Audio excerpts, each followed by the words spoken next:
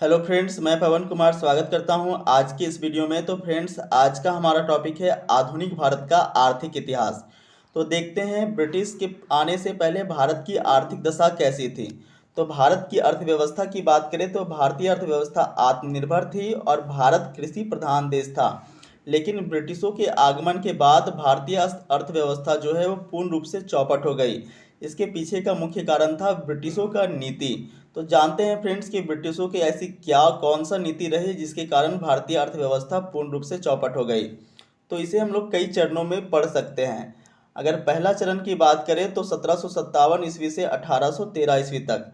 इस चरण के दौरान ब्रिटिशों ने भारत के ऊपर द्वैत शासन लगाया। द्वैत शासन से हमारा तात्पर्य है दो तरीकों से शासन।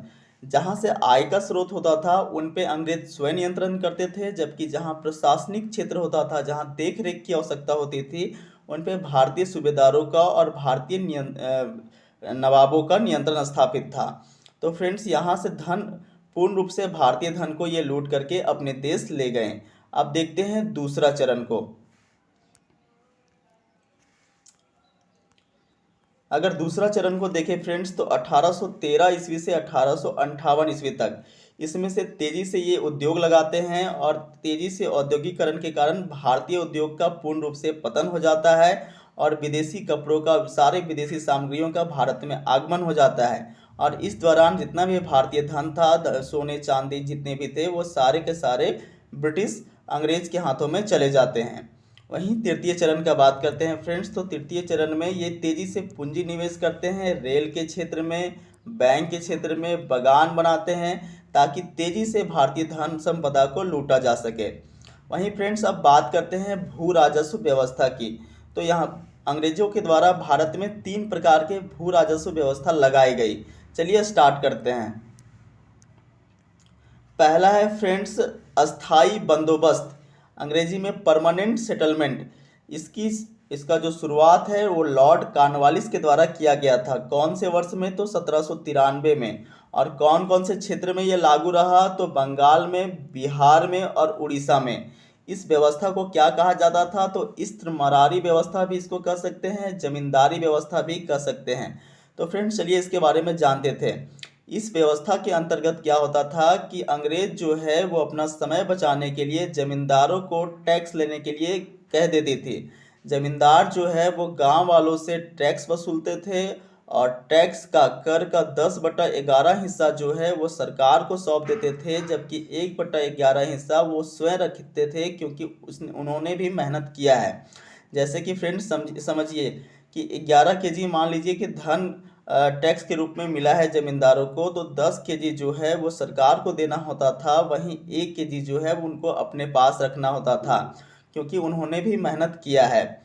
इस व्यवस्था को लाने का मुख्य उद्देश्य था अंग्रेज अपना समय अधिक से अधिक बचा सके। इस व्यवस्था को सूर्यास्त कानून भी कहा जाता है फ्रेंड्स। सूर्यास्त कानून कहने के पीछे का मुख्य उद्देश्य ये है कि मान लीजिए जमींदार जो है वो एक निश्चित समय सीमा के भीतर, जैसे कि मान लीजिए कि आपको कह दिया गया है कि कल सूर्योदय से पहले पहले आपको टैक्स जमा करना है, और ऐसी स्थिति में यदि जमींदार जो है वो टैक्स नहीं जमा कर पाता था तो उसकी जमींदारी को छीन लिया जाता था और किसी और दूसरे जमींदार को सौंप दिया जाता था। इस कारण से इस व्यवस्था को सूर्यास्त कानून भी कहा जाता है और यह भारत के लगभग 19% क्षेत्रों में लागू हुआ। आगे देखते हैं फ्रेंड्स दूसरा भू राजस्व व्यवस्था। दूसरा है हमारा रैयतवाड़ी व्यवस्था। तो देखते हैं रैयतवाड़ी व्यवस्था क्या है। रैयत का मतलब होता है फ्रेंड्स डायरेक्ट किसान, ठीक है।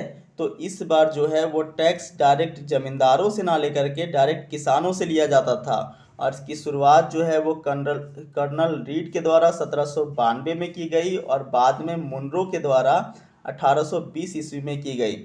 और यह जो है वो मद्रास, असम, बम्बई के क्षेत्र में लागू था। और इसमें क्या था फ्रेंड्स, तो किसानों से डायरेक्ट जो है वो लगान ली जाती थी, और इसमें उपज का जो है वो 1/2 हिस्सा, उपज का आधा हिस्सा जो है वो टैक्स के रूप में ले लिया जाता था।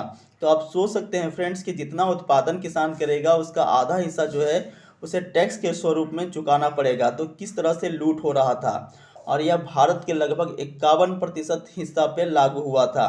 उसके बाद तीसरा हमारा व्यवस्था है महालवाड़ी व्यवस्था। इसकी शुरुआत जो है वो हॉल्ट मैकेंजी और मार्टिन बर्ट के द्वारा किया गया था। कब शुरू हुआ था? तो 1819 ईस्वी में। कौन कौन से क्षेत्र में ये लागू हुआ? तो पंजाब में, मध्य प्रांत में और पश्चिमी यूपी में। अच्छा, इसकी कुछ विशेषताओं को देखते हैं फ्रेंड्स। महाल का मतलब होता है पूरा गांव। यहाँ पे जो टैक्स वसूलने का काम होता था वो पूरा महाल से होता था, पूरा गांव से होता था। और इसमें उपज का 2/3 हिस्सा जो वो टैक्स के रूप में वसूला जाता था। बाद में चल करके उपज का आधा 1/2% इसको कर दिया गया। पहले जो है फ्रेंड्स वो उपज का 2/3 हिस्सा टैक्स के रूप में देना पड़ता था। कहने का मतलब है कि अगर 3 किलो का उत्पादन हुआ है तो 2 किलो आपको कर के रूप में चुकाना होगा। और बाद में चल करके इसको 1/2 कर दिया गया, मतलब आधा आपको जो है वो टैक्स के रूप में चुकाना होगा। और यह जो है फ्रेंड्स वो भारत के 30% क्षेत्र पे लागू था। अब बात कर लेते हैं फ्रेंड्स धन का निष्कासन के संबंध में, ड्रेन थ्योरी के संबंध में।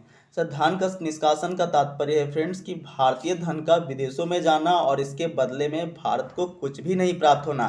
इसके विषय में सबसे पहली बार जानकारी जो है वो दादा भाई नारोजी के द्वारा दिया गया था।